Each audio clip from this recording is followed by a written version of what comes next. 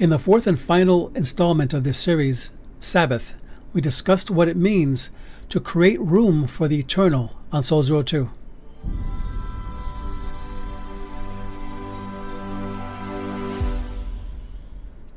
And welcome to Soul Zero 2. This is a podcast that is putting the oxygen back into the Christian life one soul at a time. And I'm so glad to be with you today. And we're talking about the Sabbath. This is part 4, the final one. And just a quick review of what we've covered in this series. Part 1 of this series on the Sabbath covered what it means to manufacture bricks without straw, which is a metaphor for what Israel had to endure in this ceaseless striving. We learned the significance of Sabbath in Part 2. Part 3 explained the relationship between the Sabbath and creation. In this fourth and last installment of the series, we discuss what it means to create room for the eternal, along with 5 things that happen in that space. And I'll go through this quickly because it really is kind of short. But so what does a Sabbath look like in a practical everyday life? What does it mean to take a Sabbath? It means, number 1, understanding that our spaces must be stewarded. What do I mean by that? It is a fact that everything in life requires space. Spaces are the time slots that we kind of put, or boxes, so to speak, we have, and the time slots we have and how we fill them. Spaces are filled with work, family, chores, events, hobbies, church, entertainment, appointments, and you can just keep going with that list. In these spaces, we are on, right? On. We are awake, we subdue, we wrestle, we control, we take, we fight, we produce, we run, we give out, we wear out.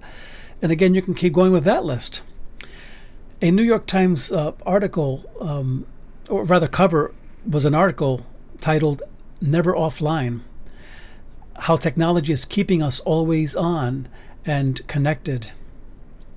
And there's something unhealthy and unwholesome about that.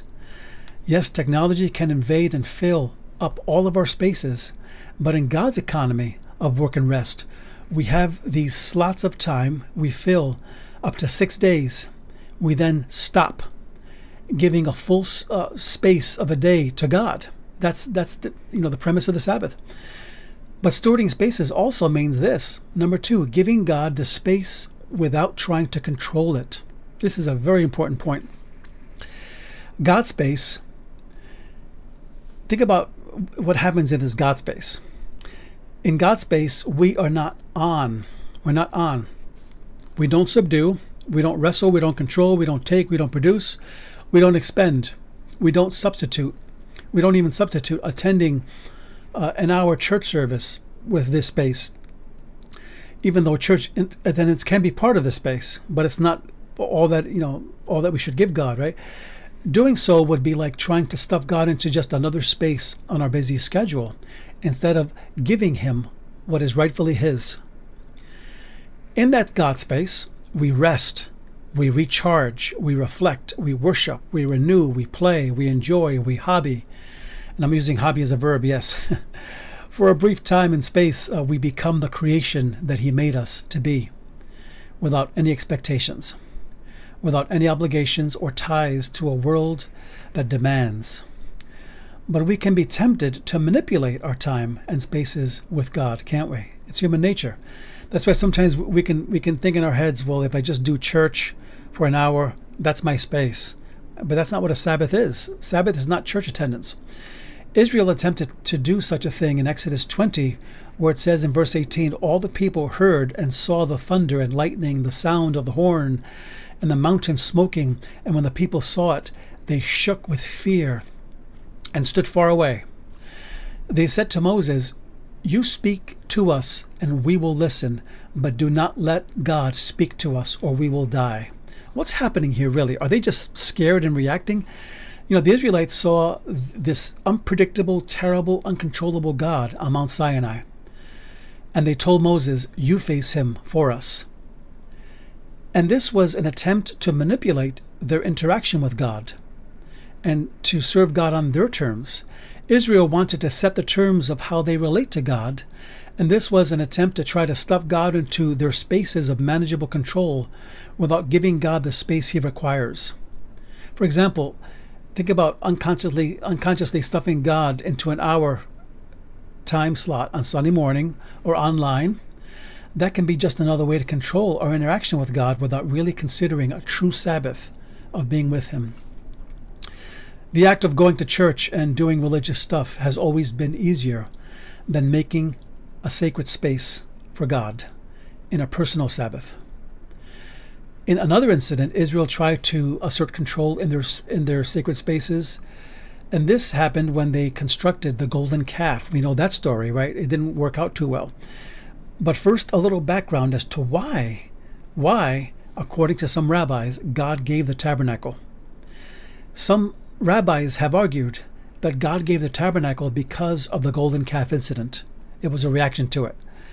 In making the calf, Israel tried to force God into their space by making something physical they could worship, manage, control, predict, and most of all, not fear. In giving the tabernacle, God is saying, I will give you a space where time and eternity meet so that you can worship me on my terms, not your terms. With that said, I'd like to quickly give you 5 things that happen in a sacred space. Number 1, there is a surrender of control from trying to worship God our way, which we kind of just explained. God ceases to become a thing we consume and becomes the defining moment of who we are. Rabbi Abraham Heschel, and I will quote him a lot, for the rest of this, because his stuff is amazing on the Sabbath. But he once said, we must not forget that it is not a thing that lends significance to a moment. It is the moment that lends significance to things. And that is so crucial to think about that way. Number 2, there is a cessation of all the wrestling and drivenness. That's a real Sabbath, when you stop working. Hard work is a skill we learn, but spiritual rest of the soul, the mind, the body, is an art we master. What some ancient rabbis believed about the Sabbath scriptures, about what the Sabbath scriptures actually meant, that we rest on the Sabbath as if all our work were done, even though it's not. That was the implication. The Sabbath does not naively assume that all your work is completed when you finally get to take a day. It rather assumes a posture that says, I choose God, and I'm going to stop. Even though work is still there. Think about it. Is it possible for a human being to do all his or her work in 6 days? No, it's not. So we must make peace with the reality that our work is never done and that we must create a sacred space away from it. That's the whole point. But number 3, and I told you I would go through these quickly, you get a revelation. There is a revelation. One of the lessons is that you learn the key of owning things without things owning you. Whether it is time or obligation or your energy or your duty, you were not made to be a commodity to be used, but you were made for communion with God. Number 4, there is rest. There is true rest. You rest from the burden of worldly legacy, from having to prove something. To the ancient Roman, nothing was more important than the mark you left behind in this world. Fame, fortune, and accomplishments would hopefully culminate in a statue they left behind. More important than eternity was what they did in time. And there was a famous movie, and maybe you can write this in your notes today if you make a note on this or if you respond to this, that when something like this, what we do in eternity will ring, or what we do in time rather will ring in eternity. And I can't think of the movie. If you think about it, send it, make a comment on that. The point is this. In God's ways, the greatest work you do in time is always connected in some way to eternity. That's why, again, Abraham Heschel said, the spiritual life begins to decay when we fail to sense the grandeur of what is eternal in time. There is an unveiling of the true worship space, and that's number 5. There is an unveiling of the true worship space.